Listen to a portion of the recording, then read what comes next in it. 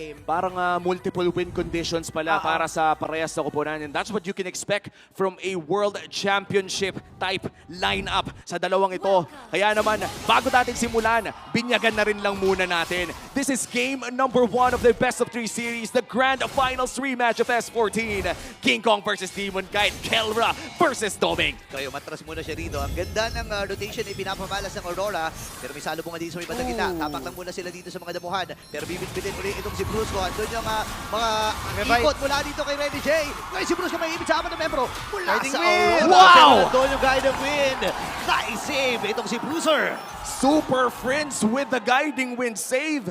Ibang klase yung save na yon, Auntie. Oo, sobrang timing talaga nung Guiding Wind coming from Super Friends. I think he had a lot of time to cast that, pero inantay niya until the very last second bago niya kinasayon. Kaya naman first blood for Renny J. Ang ganda din kasi na pagkakaset up kanina, di ba, binibigyan siya ni King Kong. And dahil nakuha yung first turtle, kailangan humanap ng trade.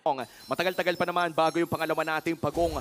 Ano ba? Grabe, tignan mo yung likod. Oy, taas! Ay, naku, may bakbakan kagad dapat si Claire. Ay, naka-atras. Buhay pa rin. Tatlong miyembro. Nandito reinforced mula sa Onyx Philippines. Napapalikan rin itong si Renny J.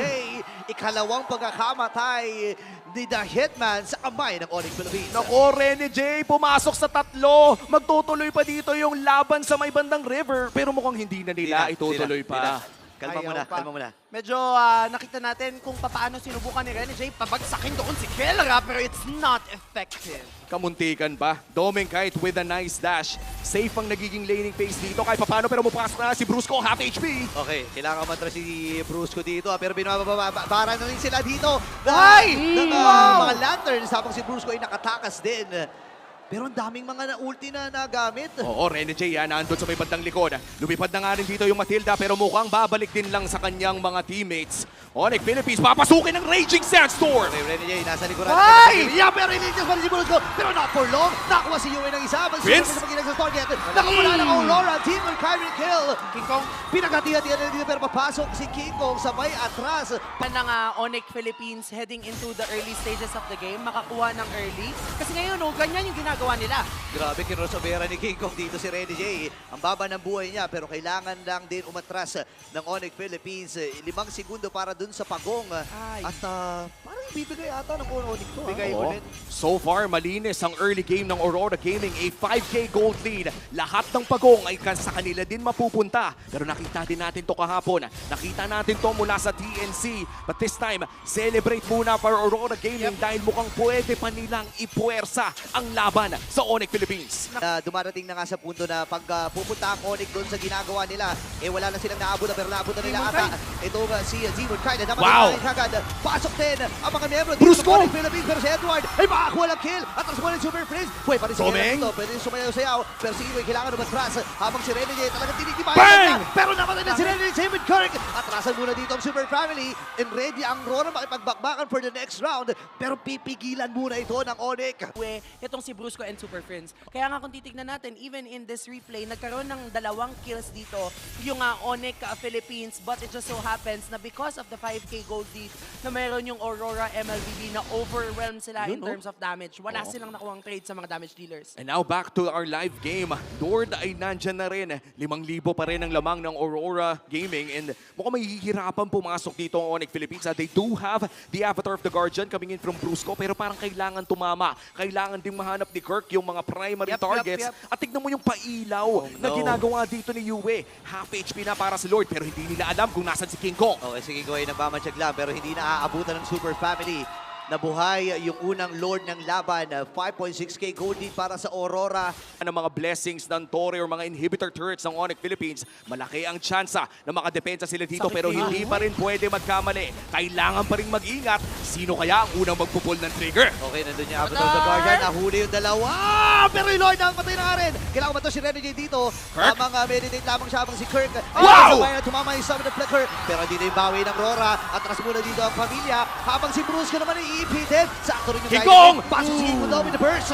Namatay itong si Demon Knight. So yung Eagle naman mula kay Super Friends. And this time, Aurora ay aatras dahil namatay na nga kagad. Yung isa pa sa mga main damage dealer nila. Halos 5,000 gold lead ng Aurora. parang 200 lang yung kalamangan ni Demon kahit kay King Kong. Ibig sabihin, kahit papaano, nagagawa ni King Kong yung responsibilidad niya as a jungler and a damage dealer. At alam mo naman, ang priority at main responsibility ng junglers ay to secure objectives. Yep. Sisimulan na ng Aurora Gaming ang Kalahati. Lord. This is the second Lord of the game. Papasok kaya ang Onyx? Okay, paubos na ang buhay Ay. dito ng Lord. Hindi na naabutan ng Super Family. Pero tama, kailangan natin ng Pogi para umanap ng Pogi. Kasi ngayon, 5,000 na ang kalamangan ng Aurora Gaming. And tuloy-tuloy pa ang kanilang pag-arangkada. Susubukan dumipensa ni Kelra. Okay, dapat sa Guardian, pero walang tinamaan doon habang si Kelra Si nandito Doming! sa may madaling kuran. Doming, kailangan matras si Edward. Ang baba na niyang buhay. Ngayon, si Kirk ang hinahabol nila. Soft reset ang gagawin dito sa may Lord. Pero magkakakitaan na ata. Si Kirk Lipat! gagawin nila yung sasama si Kiko. Pero lumiko sila doon sa may gilid. Si Edward ang key target. Pero sakto din yung pasok ni Edward. Kirk? Ngayon, mabubuhay pa nga ba siya dito? Lord? Habang si Rene pinutulungan ng 4 na miyembro mula sa Onyx Philippines. Family Immortality, bagsak si Rene J. At kailangan umatras ng Team Aurora. Lord ay nakuha pa rin dito ng Aurora. Then ang Aurora na ngayon ay nagre-reflect na dito sa kanilang laruan. Super Friends binababaran uli. Nakakairita talaga. Tinan mo nila lantern lang sila.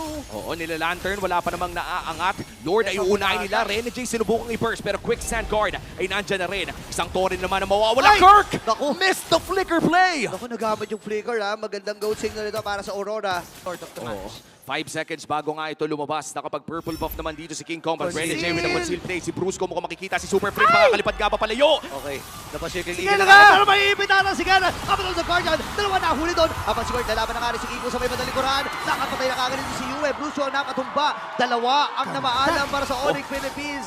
Tatapusin na nga ba dito ng Aurora? Wala sila mga hindi. Meron. May katapult, may katapult. Endable na ba ang call dito ng Aurora? Makiklear naman agad ito ng Onyx Philippines pero may parating na Isang wave. wave sa baba. Purito, ito na ata yung call nila. So, kailangan ilaban nito ng Onyx Philippines. And si Kirk ay napalayo na nga rin. Hindi pa nakakadikit dito. Dalawang ang Aurora, wave! pero inalaban Endable! na. Base lock na ang Team Aurora. At sila makakuha ng Game 1. What a shot call with that concealed play.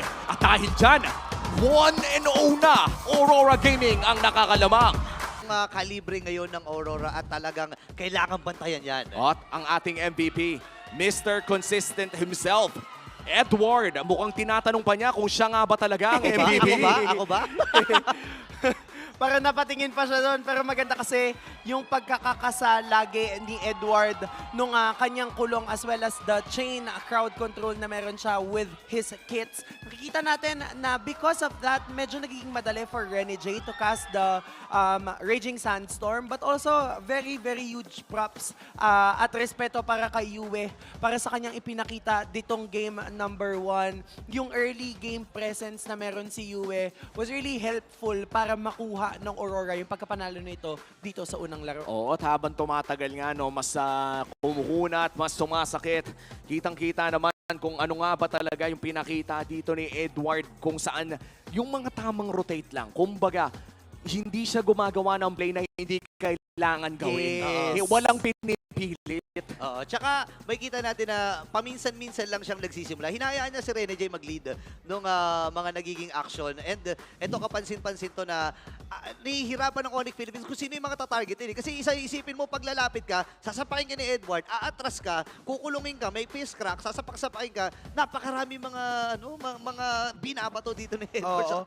Tapos kahit sabihin natin, no, wala kasi nga, I think walang purify dito, yung koponan ng Onyx, well, except for Kelra.